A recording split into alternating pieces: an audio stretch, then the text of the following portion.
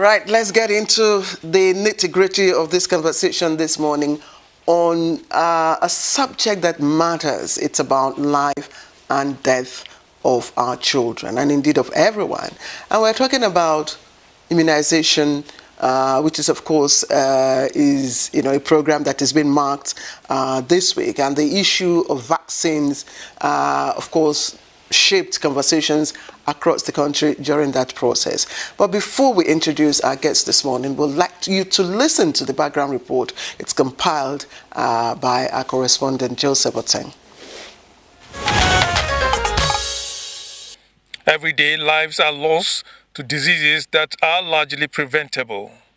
Nigeria's Coordinating Minister of Health and Social Welfare, Mohammed Pate, has noted that the country loses approximately 850,000 newborn and children under 5 each year to preventable conditions. These include infectious diseases caused by virus and bacteria, as well as complications from prematurity and illnesses, such as pneumonia. Medical experts consistently emphasize that vaccines remain one of the most effective tools for preventing these diseases. Immunization plays a critical role in reducing the burden of vaccine-preventable illnesses in children and adults alike, including polio, tetanus, and COVID-19, among others. This is why the World Health Organization continues to collaborate with international and local partners to promote awareness, education, and access to vaccines. These efforts aim not only to increase immunization uptake, but also to address misinformation and negative perceptions about vaccines in some communities. The goal is to support governments with the technical expertise and resources needed to implement effective immunization programs. This year's World Immunization Week is themed "For Every Generation, Vaccines Work." The theme highlights immunization as lifelong investment in health, linking past medical breakthroughs with the promise of a healthier future for generations to come. It reinforces the role of vaccines in protecting individuals at all stages of life, while strengthening community resilience against preventable diseases. However, challenges remain, particularly in many African countries, including Nigeria. Access to vaccines continue to be a significant hurdle, especially during critical periods such as the COVID-19 pandemic, when global vaccine inequity and hurdling limited availability in low-income countries. There have been increasing calls for local vaccines production across Africa. Yet questions persist. How committed is the government to this goal? Has vaccine hesitance decreased in various parts of the country? And how effective have current immunization efforts been in saving lives? These are some of the key issues that will shape today's discussion on Good Morning Nigeria. Right, many thanks, Joseph Oteng, for that report. Let's now bring in our guests for this all-important conversation on why immunization should work, or immunization works. And let me begin by introducing Dr. Rufai Garba, who is Director of Disease Control and Immunization at the National Primary Healthcare Development Agency. A pleasure to have you join us on Good Morning Nigeria. Yeah, thank you very much. It's my privilege to be here. All right, let me also welcome my sister, who, of course, has taken this advocacy very seriously. And, she's putting all she has into it to ensure that, every child gets the opportunity to get vaccinated or immunized. Chika Ofo, she's the CEO Vaccine Network for Disease Control, and it's always a pleasure to have you with us, Chika. Thank you very much. And it's a long time I've seen you. You're such I mean, the radiance, it doesn't tell of the hard work you put into all of this. Yes, yes. For every child that is saved, we smile. I like that. I like that. I like that. So let me start from Dr. Rufai. Of course, you know, you're an expert in all of this. When we talk about vaccines and immunization, we've been talking about, you know, these issues for a long time, as long as I can remember. So I'm just going to ask you, what has changed in terms of perception, you know? So, well, I would say this: we have not reached the level that we expected, because we've come through a long way, where Nigerians actually see vaccination as, some people see it as a taboo, and some people see it like it's a foreign agenda to cause problems, infertility, and all of that stuff. But with all of the efforts of the chicas of this world, it's not just her, there are a lot of them, the collaboration with the traditional leadership, the religious leaders, and also our partners, we've been able to drive the right message. And we're beginning to see that people now believe in vaccinations. We see that people now bring their children without being coerced, without being forced, and people are more aware of what vaccines are, what they do, and why it is necessary to have that. We would say our perceptions level have actually increased, and Nigerians are a little more comfortable. We're not 100%. We still have anti-vaxxers, we still have people who do not believe, we still have people who are sitting on the fence for now. But yes, let's say I would say we have reached a level of, we've grown up to 75%, 80% in terms of knowledge and awareness. And yeah, people are beginning to see reason to all of the talk that you and I have been doing over these years. All right. Thank you. Thank you. 70% you say we've reached? 70-75% in terms of perception. Perception. Yes. Now, let me get to Chika. We say immunization works. Yeah. Yet we see preventable diseases in many parts of the country. Why so? Okay, so let's start with the theme for this World Immunization Week, which means vaccines work all the time. But it only works when it is funded. It only works when it reaches the unreached, and it only works when we all come together as a collective. So preventable disease, the word preventable, is a very key word in the sense that vaccines make sure that diseases become preventable. So vaccines are miracles. Today, many of our children have never seen anybody with smallpox. They only know about smallpox through the history books. Absolutely. Even me, I'm not sure I met smallpox. I don't know, Dr. Garuba, did you meet smallpox? And that's because vaccines came to play. So these are the kind of information that we need to give to people. Many people do not understand that we have some diseases that can be prevented by vaccines because the anti-vax are not sleeping. They keep giving the wrong information. So we too that are advocates, including government, the collective, not that government cannot do it alone. All of us have to come together. And I really want to say something and congratulate the government for the convening power that they did in the measles rubella integrated campaign. They brought all of us together. I was in that as a CSO. Partners were there. All of us came together with one voice. And the plan, a very ambitious goal, to reach over 100 million children with different interventions, from vaccines to many other interventions. And I can say we got over 90% coverage. What does that tell you? First of all, it tells you that we have up to 100 million children in the country. You know? If we had that much. Yes, we do. And then secondly, when everybody comes together as a collective, we can achieve results. I think our focus should be more around how do we aggregate, get this collective to push and succeed against the anti-vax. That's why I want, because you are on ground. Before we come to Dr. Rufai, you are on ground. You are talking about, you know, gaps now in terms of acceptability. Yeah. What are the vivid realities that you see, and how can we reframe our communication strategies? Exactly. That's a perfect question. Thank you for asking me this question. You see, the first thing is, from various analyses that have been done, people listen to who they know. When I come and tell you, I vaccinated my child with HPV vaccine, because you know me and you trust me. Vaccine is the one thing that is totally based on trust. Because you are going to take medicine for a disease that has not happened. So you are trying to prevent the disease. What we grew up with, you are sick, you go to hospital. Now they come up with this to say, I don't have a disease. Let me start taking medicine so that I will not be sick. So it takes trust, a lot of it, for somebody to believe and take their newborn child and say, I believe. So what happens is, in the community, what are the trusted voices? The traditional leaders are trusted voices.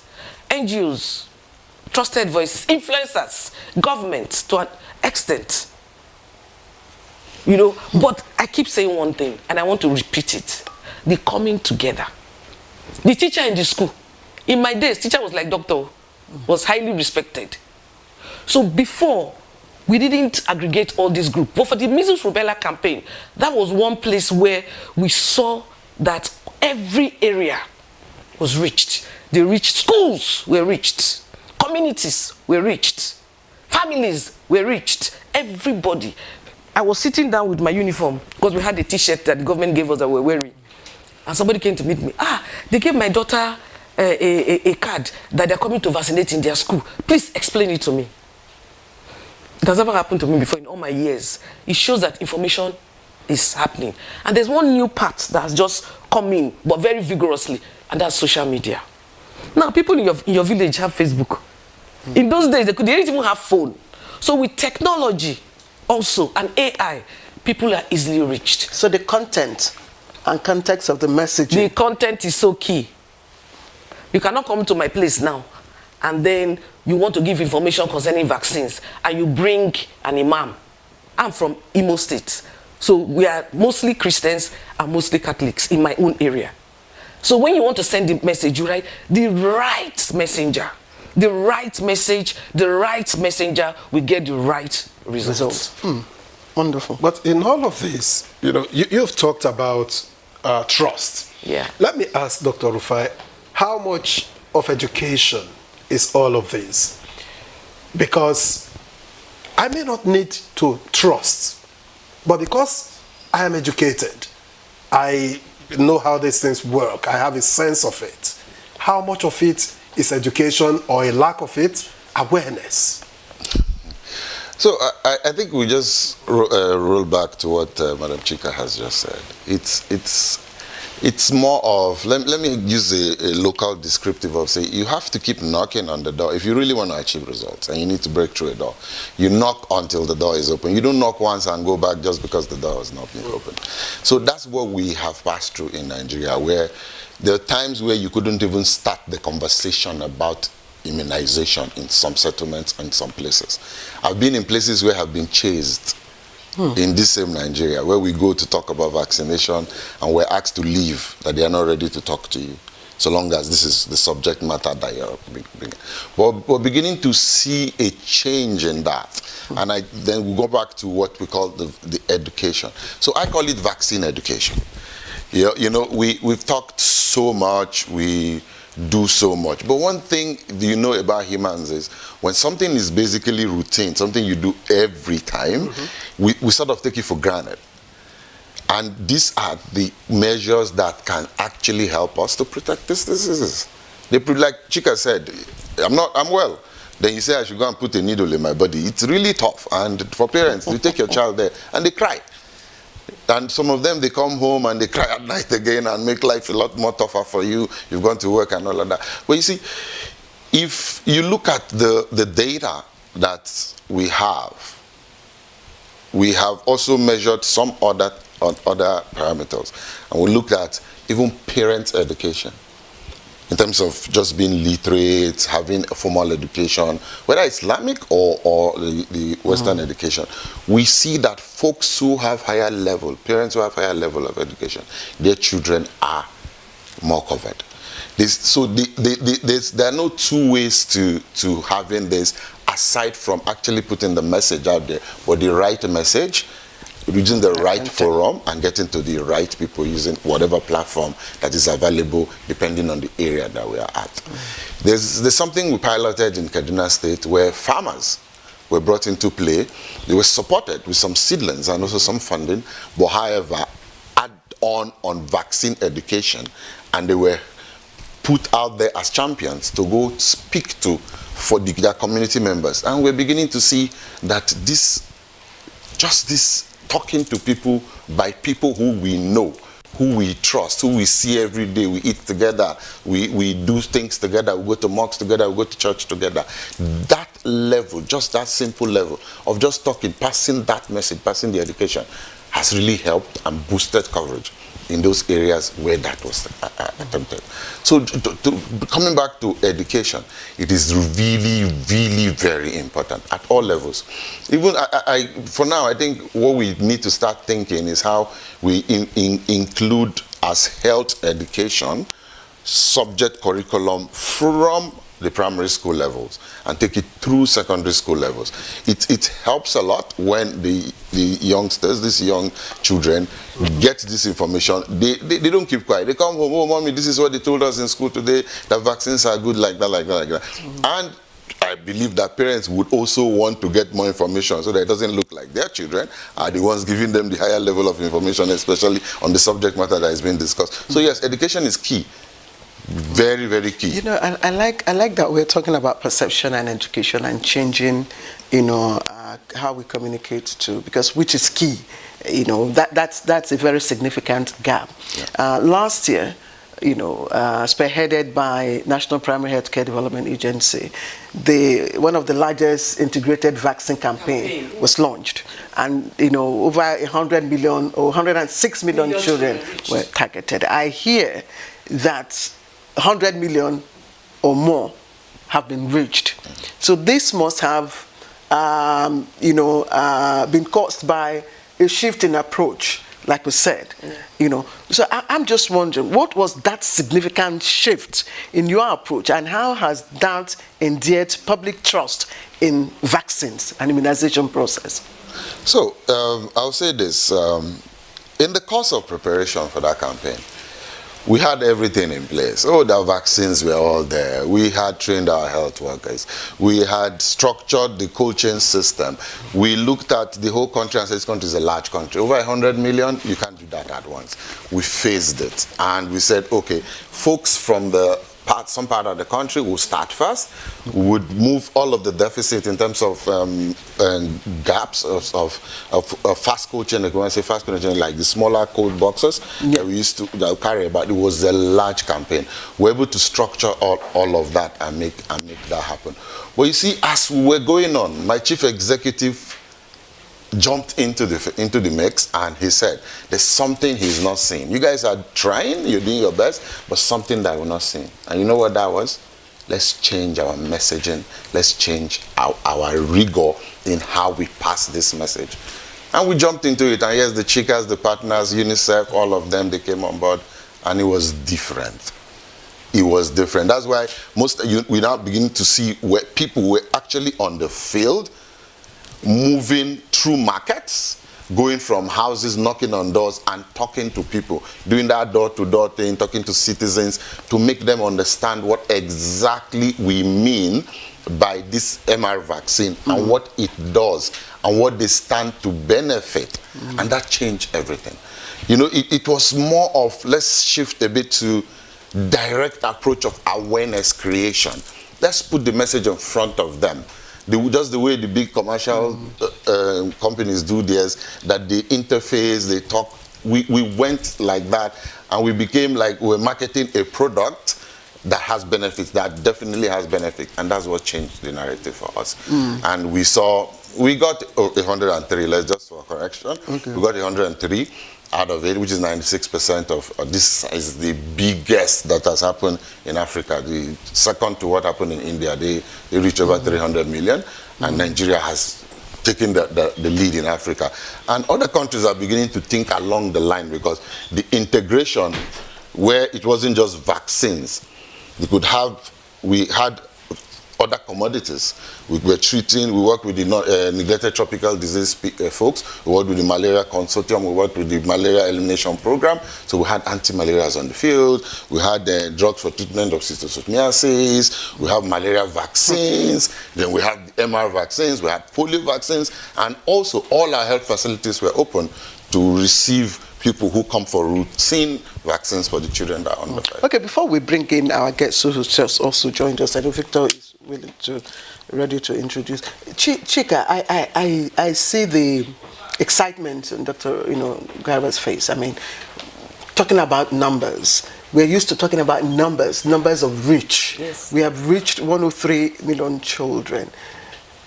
But beyond those numbers, in terms of lived experiences with diseases, malaria, measles, rubella, polio, and all that, what does that translate? Yes, so I have a personal experience. In 1995, I lost my mother to cervical cancer. And the reason that happened was because there was a misdiagnosis. There was very little information as to what that means. And there were no vaccines. So, and it was a very painful experience for my mom, because by the time we discovered what it was stage 4 of that disease. And I asked her one question, because she was always in pain. Always in pain. What is this pain like? Even when I remember now, I feel like crying. And she said, it's like a woman in labor. But that the difference is that when the child comes out, the pain stops. But in her own case, it's continuous. It never ended until she died. So when we talk about vaccines, it's not a joke. And then when this HPV vaccine came on board, I just wished it had happened when she was alive. I've taken the vaccine. I paid dearly for it. So I would not wish even my enemy not to be aware of vaccines. So different approaches as to what vaccines can do. And being truthful about some of the effects that might come out of those vaccines. Those were one of the things that government did differently.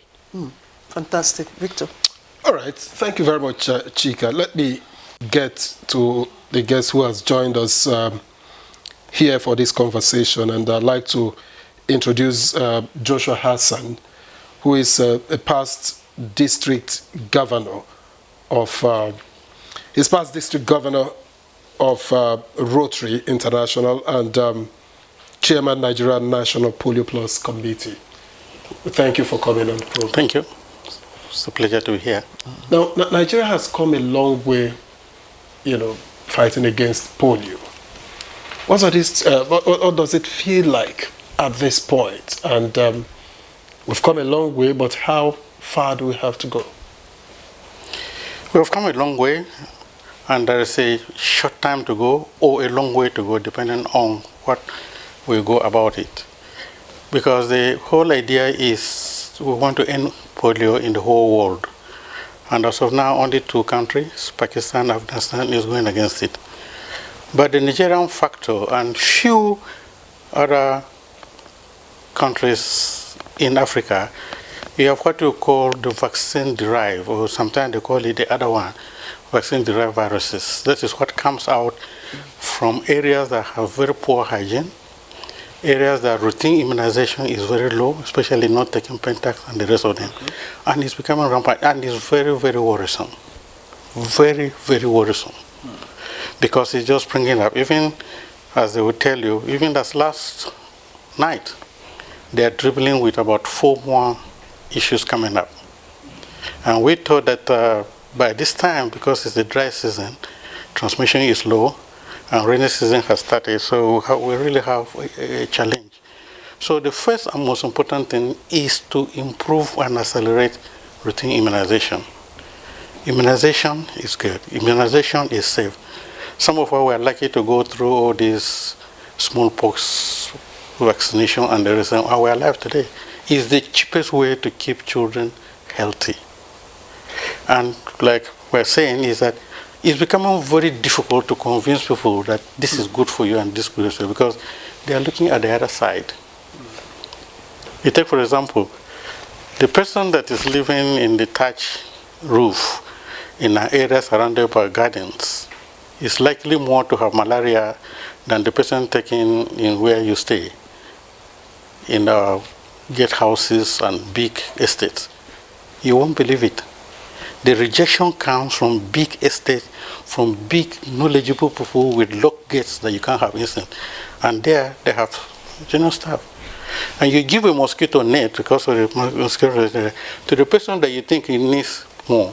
And he tells the guard or somebody else, they say, I am a mosquito net.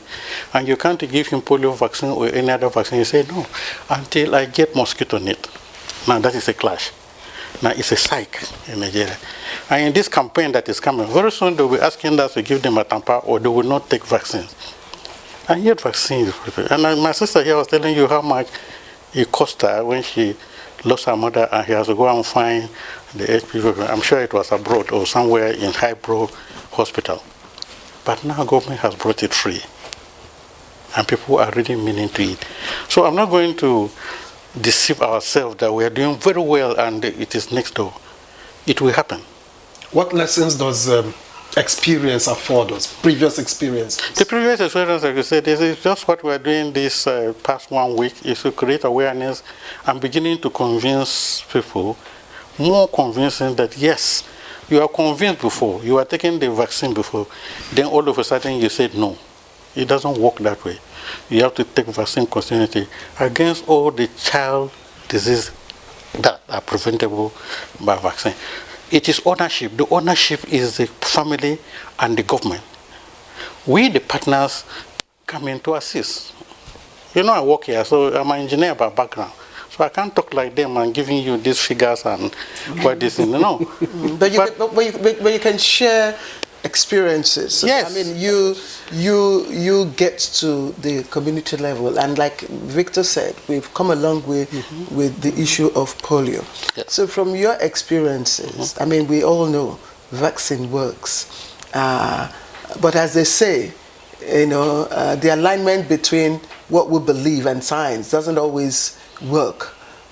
So how are you, what are you doing to bridge that gap? Because when people begin to see, I mean, UNICEF gave out statistics this morning that a woman, one woman dies every 7 minutes from childbirth. When people begin to hear this, you know, deaths from measles, deaths from whatever, they begin to raise concern about the efficacy of these vaccines. How do you bridge this gap?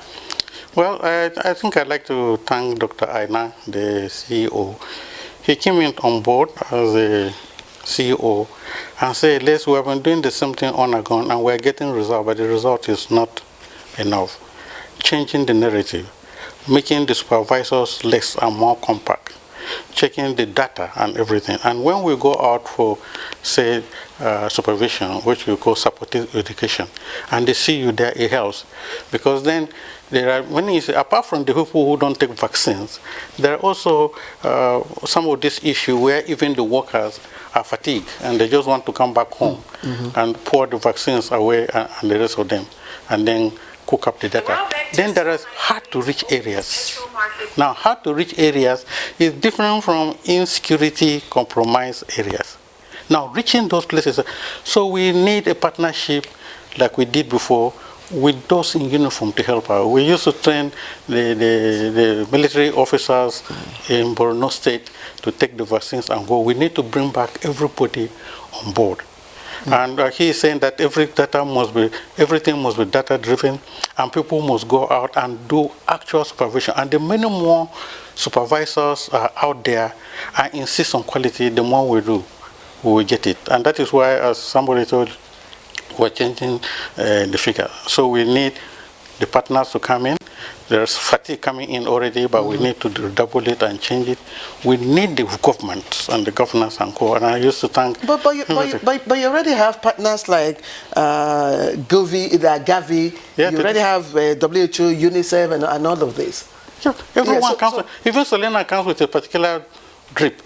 They want to go into security because you can't always. I mean, we saw what happened when the funding for HIV was withdrawn.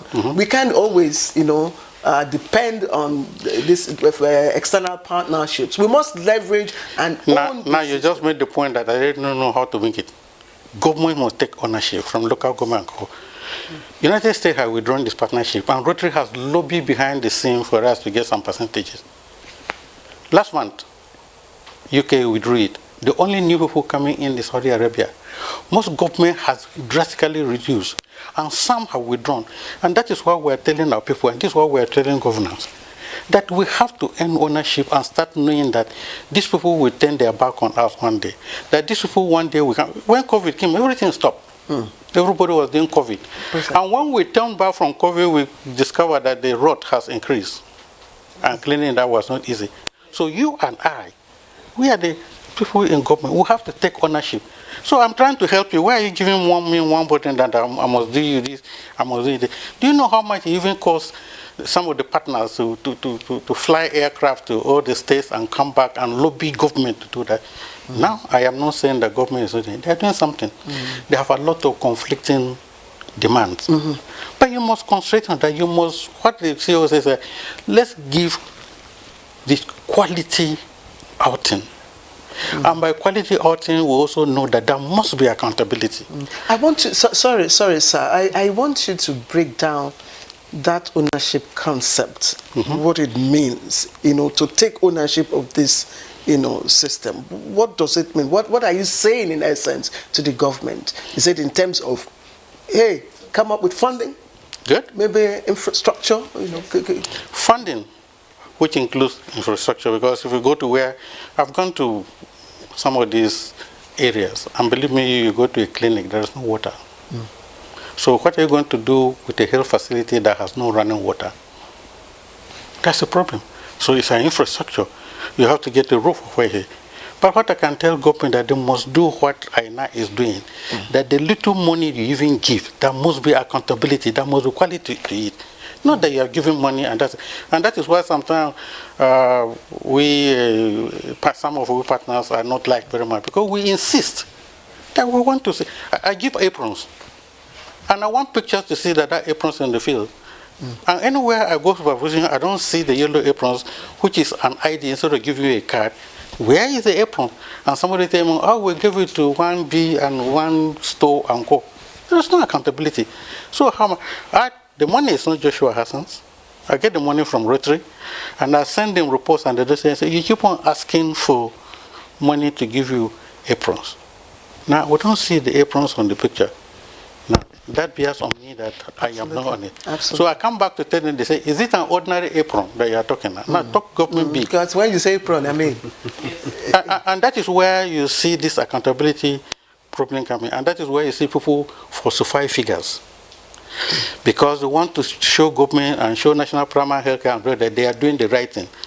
And the question I ask, if you are doing the right thing, where are we getting the vaccine, the diseases from?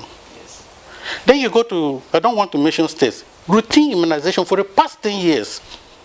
There are some states that haven't reached 40%. And then few states are reaching 90%. So when the routine immunization, which is the normal thing you do, it's not polio, it's immunization generally. What? The accountability. I'm a volunteer, so I don't get paid salary. But of course, if I eat food during their meeting, I don't pay anyway, and all that. But some people are paid salary to work. You came early today because you used to work here, and you have to do. I am a volunteer, so your GM woke me up, and I thought it was evening. See the difference? So people, so it's not only governors, we the workers in the health sector, in whatever sector you are working, are you doing your best? Are you accounting for what government is putting on the ground? Are you accounting the value that I'm putting this because it is my country? It can be my country. And don't forget, these diseases don't go according to strata. It doesn't matter that you are a SSG's son or minister's son, it won't get you. I have a personal story of a friend who is suffering. His son is suffering from it. And yet we are classmates, we are age mates, we are everything, we are living next door. The thing went to his child. It isn't better. But the point here is that it can catch anyone. Yeah. And one case anywhere is a threat to all of us. All right. Thank you. Thank you, Joshua. Now that you've even talked about, routine immunization, and I'm taking this to Dr. Rufai Garba. What are, how effective are routine immunization, compared to the campaign style ones that we talk about the campaign style interventions? Effective. How effective? Okay, so we heard so much from our polio colleague here. Routine immunization, let me break it down, is that vaccination that happens every day in a health facility where mothers or caregivers bring their children to come, they leave their houses, come to the health facility, and they take their turns. They're spoken to, health education, they give them the basics and what the vaccines are for, and also how they take care of themselves. Then they get vaccinated, then they go home. Then they're given a new schedule to come later, usually 4 weeks apart. Then they come back and come and take another one till they complete the series. Some vaccines are 3, some are 2. Like the HPV is 1. For campaign is a rigorous few days exercise. Everybody is gingered. We run everywhere, try as much as possible to widen coverage. We would not need so much campaigns if our routine was working very well. If we were able to get people to come to the health facilities, if we were able to actually fund all of the outreaches that are planned to go to. So I'll say campaigns have a wider coverage over a shorter time. Okay. But this is not how the immunization space or the immunization system should work. Campaigns should be add-ons. They're temporary measures to bridge the gap, then we'll go back to the routine. So effectiveness, I wouldn't want to measure or compare both of them on effectiveness. They work together. I'll say one complements the other. Like Oga has said, even in the polio eradication initiative, number 1 there is to strengthen routine immunization. Once that we get that right in Nigeria, I promise you, all of these diseases, we're not saying diseases will go away, it's not possible. We see diseases even in Western worlds where they are very, very developed, but at least to the barest minimum that we don't have to see deaths every week. Yes. He said something about elitism. I am government, so I can say this. We had an outbreak of diphtheria in King's College. You know King's College? Yeah. The foremost King's College. We had an outbreak. So these diseases don't choose who they come for. You're a minister's son, you're an ambassador's son, you are anybody. If it is in the environment, you're not protected, it comes. So that is why you see we keep preaching, get protected, get protected. Because these things are just micro things that nobody sees with the eye. And you pick them up, friends shake hands, friends eat from the same table. Yeah, you know how kids behave. So it's tough. What we need in Nigeria is to get everybody on board, get the right education to everybody, create the right awareness, then create the infrastructure like MPCD is doing right now. We're doing a massive revitalization, and we're looking at over 17,000. We're not there yet. We've reached like about 3,000, and we're still moving to ensure that those kind of places that when you go to a health facility and you see dilapidation, no water, and all of that, we want that to be a thing of the past. We're working slowly but steadily. Like I said, the current administration led by Professor Ali Mohammed Pate and ably guided by Dr. Muyaina of National Primary Care. And for us, the food soldiers, we believe in the vision of it is possible to reduce vaccine preventable diseases in Nigeria. It's not just you. It's not just you. Everybody. This is a conversation. This is a conversation. To get that. Yes. So when Dr. Muyaina came on board, he looked at the thing. We do campaigns 15 times in a year, and we still get all of this. Guys, let's come together. Let's look at let's better use the resources. What are we doing that is not working? Or what are we doing that should work better but has not gotten the right effect? So we tweak all of the strategies. We now have one plan, one monitoring plan for everybody. There is nothing like WHO, there's nothing like UNICEF. It is the Nigerian government. One budget for everybody. If we're going to supervision, Rotary is there, MPACD is there, civil society is there, WHO is there. Everybody in a team will go and make sure that... Dr. Rufai, yes. We quite agree. We know there's an integrated effort. I mean, there's synergy. Yeah. There's no doubt. Under the one roof, program. But what we're actually, focusing or interrogating is outcome, impact, alignment of policy, intention, and outcome. That's what we're looking at. Yeah. Is there a correlation? And that's why I'm going to go to the next stage, the HPV rollout, and all that. So far, what's the coverage, percentage? And how are you trying to, because I know when it comes to young girls and, there's this cultural and parental concerns, how are you navigating those, issues? I know, Chika, it's an area you work. Yeah, a very sweet topic. Yeah, there's all of us. Yes. Yeah, coincidentally, during the course of the HPV rollout, I was not the director then. I was the national coordinator to introduce that vaccine. Fine. So I led that effort, being guided by my chief executive. And yes, this was a time where we saw unprecedented collaboration. I had never seen it. I have been in the vaccine program since 2004, more like, and I have never seen when everybody came together. I think that just laid the bedrock for the integrated campaign. Why do you think that was so? Is it? So this was the time, we all came together and said, this is our problem. Whether you like it or not, if we do our verticalization, one person, one program running here, another one running there, all not speaking to each other, we would not succeed. And that's what has been happening, verticalization of everybody has an agenda, different sorts of funding, but this was the time we say bring all of it into one basket.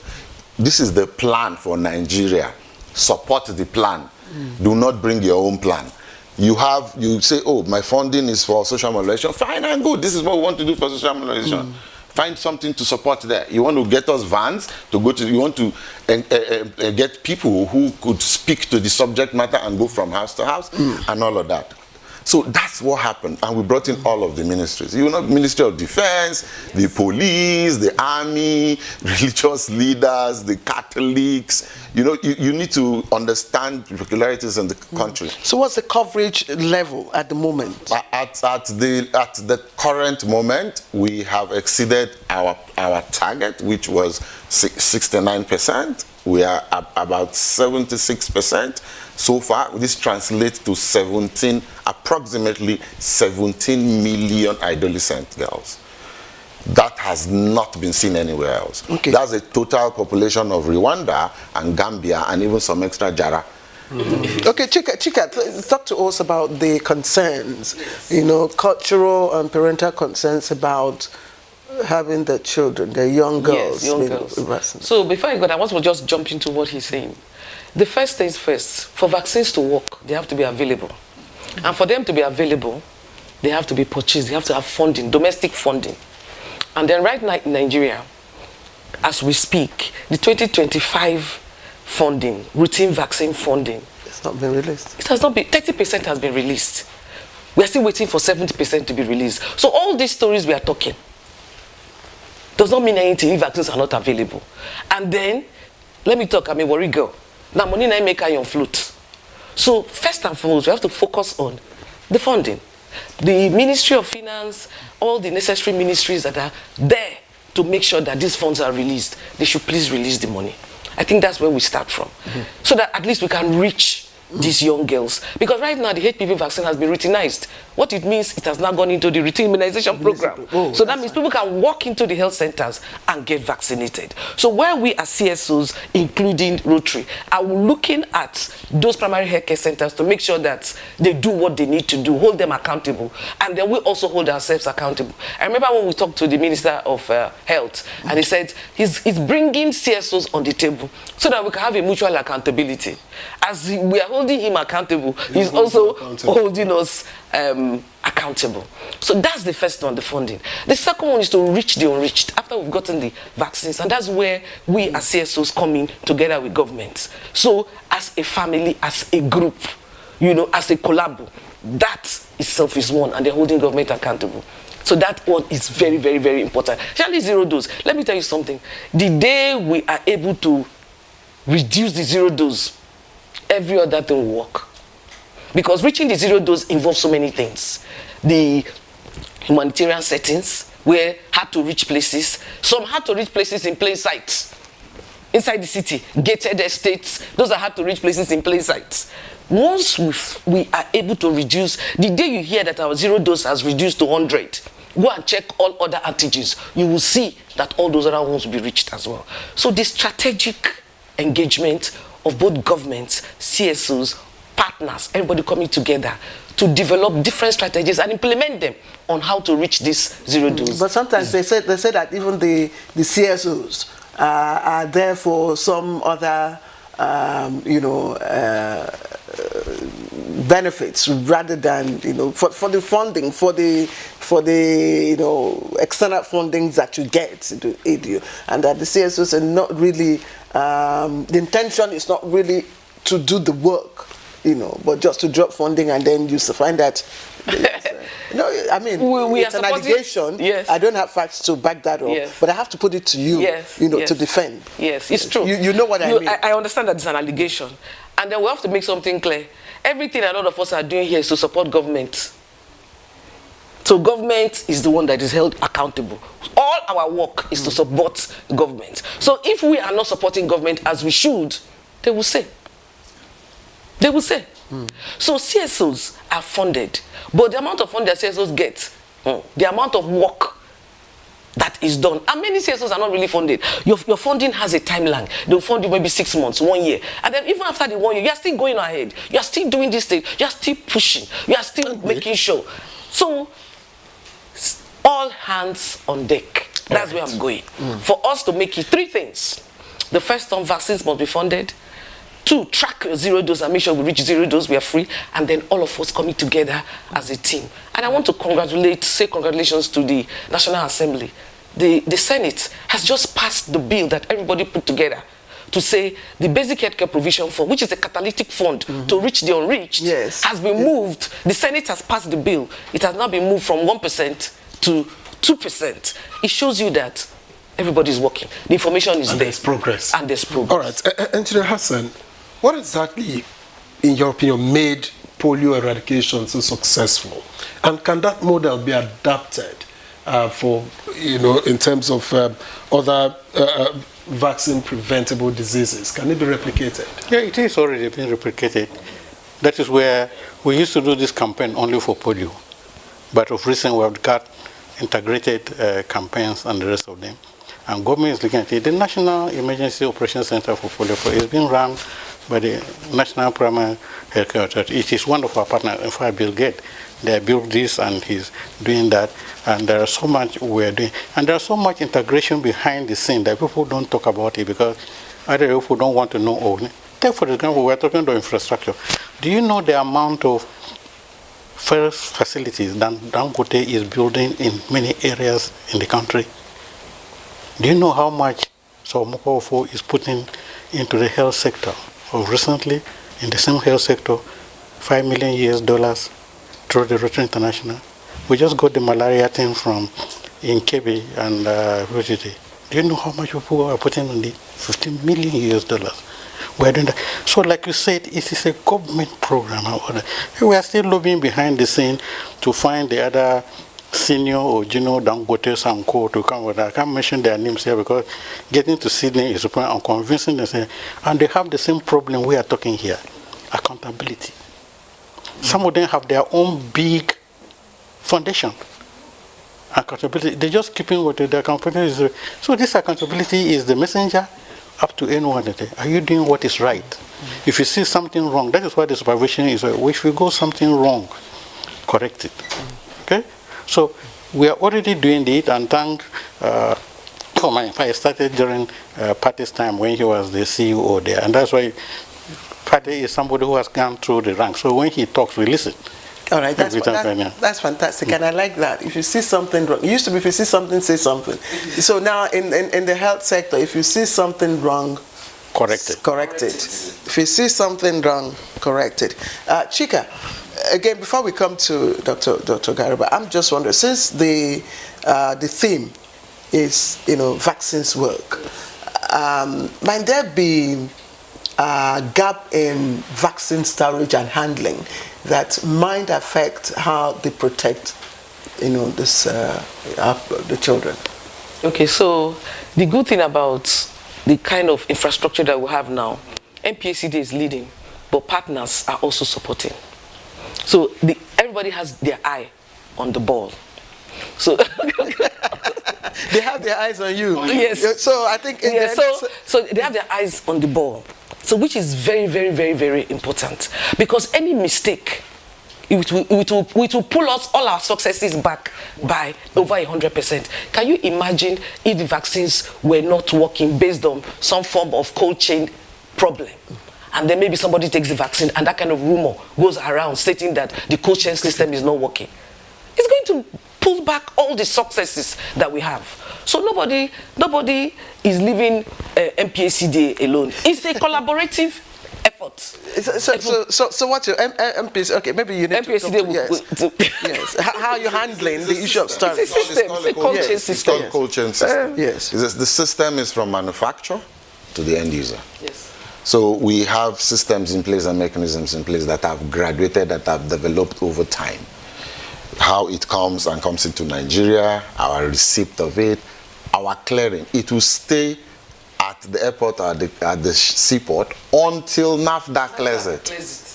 MPC does not have the right. We bring in the vaccines, but once the vaccines come into Nigeria, it becomes the issue that NAFDAC must come. They take samples for every batch.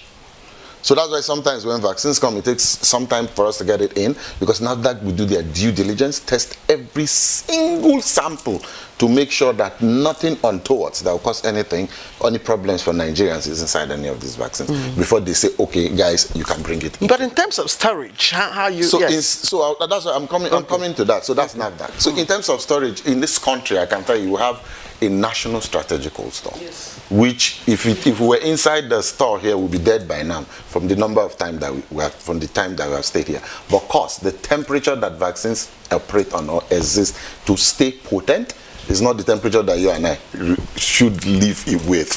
So we have this cold chain system that keeps that same temperature from where the vaccines are moved out of the airport or flown from to Abuja here to our national strategic cold store, which is just close to the airport. It takes maybe like 7 minutes, 8 minutes to get there by vehicle. And they are solar powered.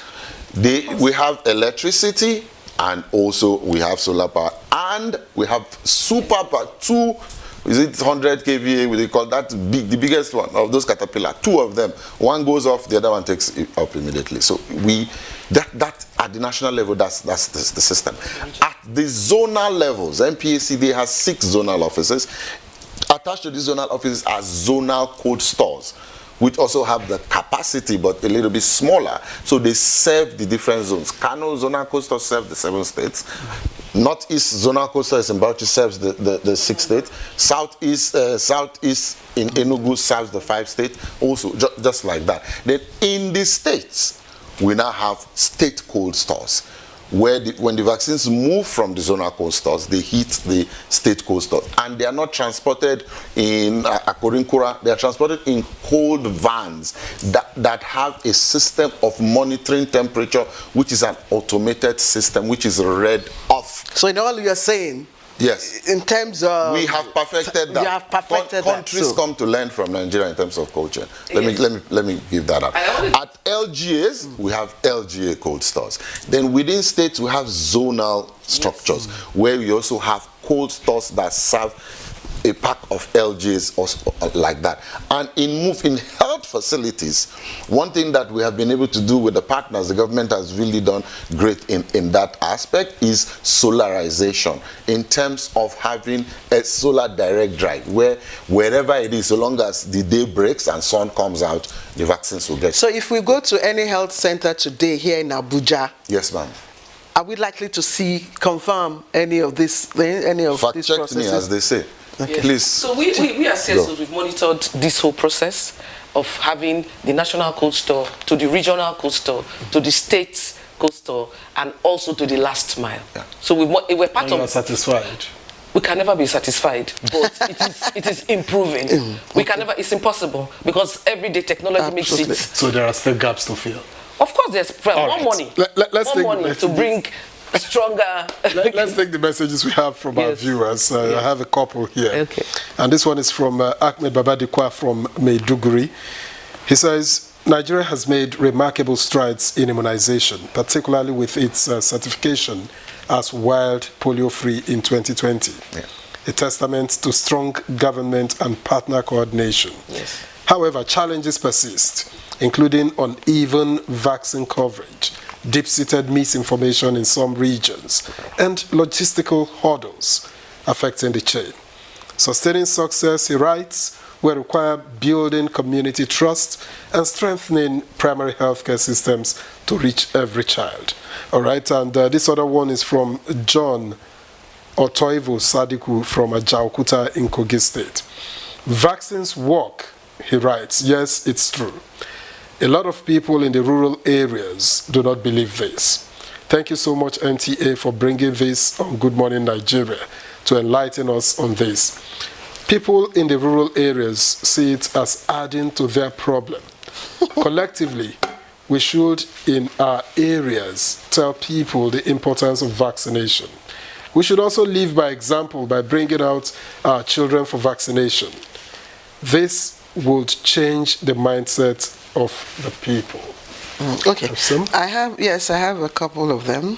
But let me just take the last one from Abdullahi Ladan in Lafia, Nasarawa State.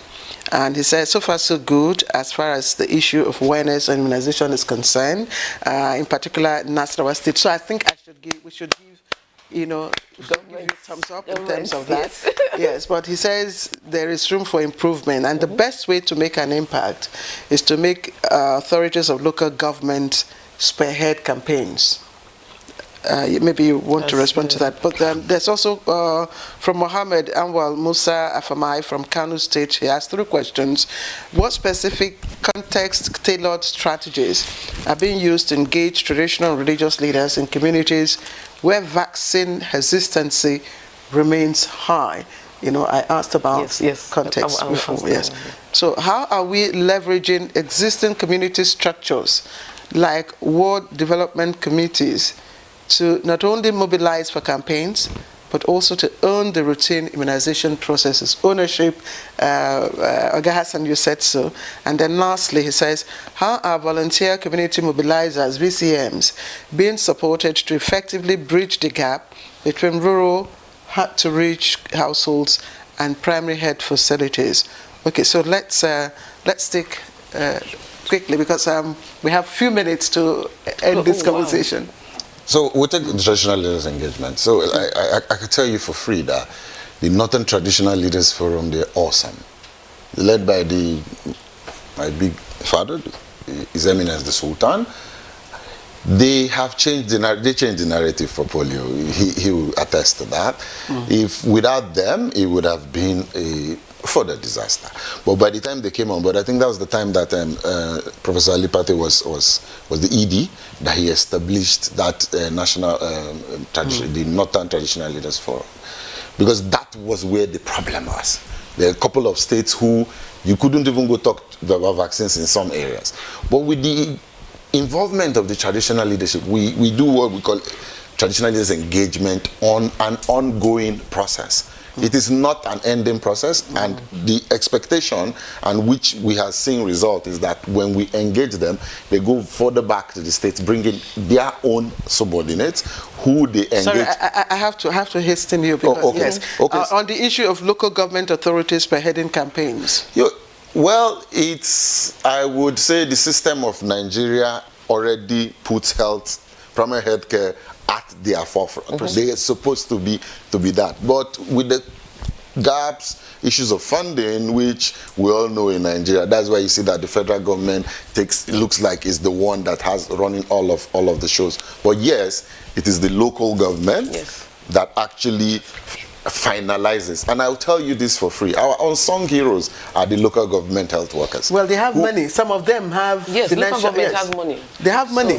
So I wanted to just add there that the local government has money. They now have money. So they are in the mix. So, but now, how do they spend that money? Continuous education. And as CSOs, we have to continue to engage them and hold them accountable and make them realize their role.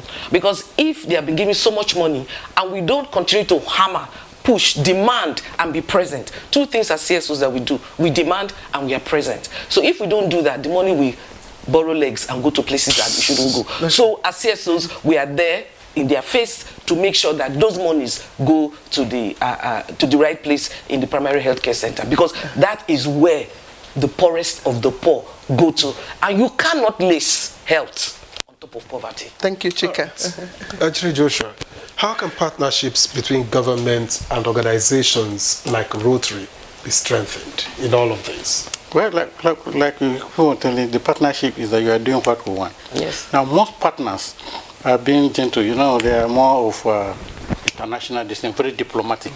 But to tell you that since most of us are withdrawn because we are not happy with what is going on the grassroots. Take a simple thing about integrated campaigns and campaign that it's an Abuja declaration that the local government chairman should take control.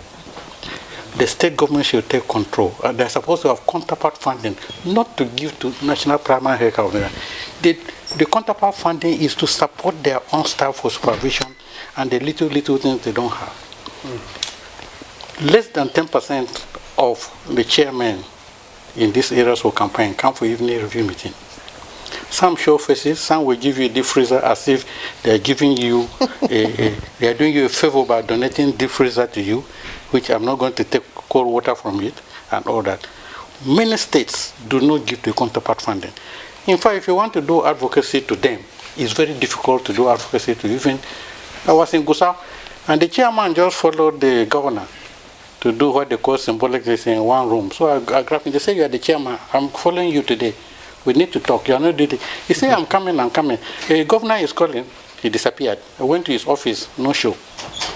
So we need to strengthen this partnership. But in partnership is that you must show me that what I'm giving you, even in the family. You give a son the way that he does something with it, then you'll be encouraged to give more. All right, we've run out of time. I think this is a conversation that we'll buy a new watch, you'll get more time. Over.